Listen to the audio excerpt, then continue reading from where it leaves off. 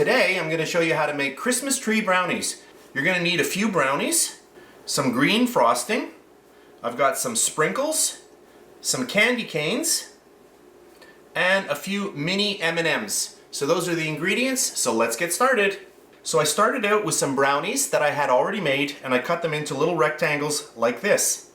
Then, using my knife, all I did was cut out rectangles, and you can see how I cut these. The first thing I want to do is I want to put a little hole in the bottom of our Christmas tree, and I'm just using a whisk from my hand mixer. I'm just going to go like this and just give a nice little press. And the reason I'm doing this is I don't want my little candy canes to break. You're going to grab your little candy cane and then you're going to gently place that in there.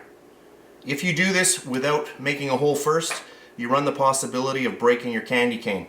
So there's our first little step. And then we're going to apply our icing. So I've got my icing ready to go, and I'm using a number 8 tip. And then I'm just going to start at the top. I'm going to just zigzag all the way down. Then we're going to grab our little M&Ms, and you can do a variety of red and green, or if you just want to go with red, that's fine. And then you just want to get them on and add them on, just like you would be adding little ornaments to your Christmas tree. So I'm just going to use a few red.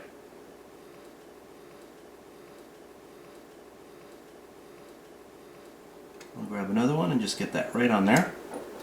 Doesn't that look great? And then for an optional step, I have some little green sprinkles. And before the icing sets, you want to get those on. Look at that. And there we have it. Our little Christmas tree brownie. Isn't that cute?